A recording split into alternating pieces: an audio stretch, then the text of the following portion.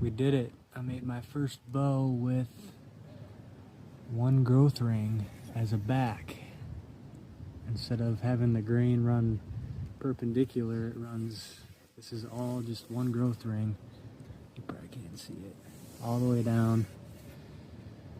Following the growth ring on a board, it got to about 5/16 thick right there. So I was kind of worried, but we got a 40-pound draw out of it. Let's take first shots.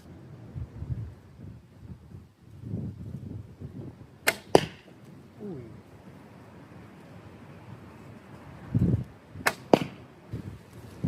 Needs a shorter string for a taller brace height.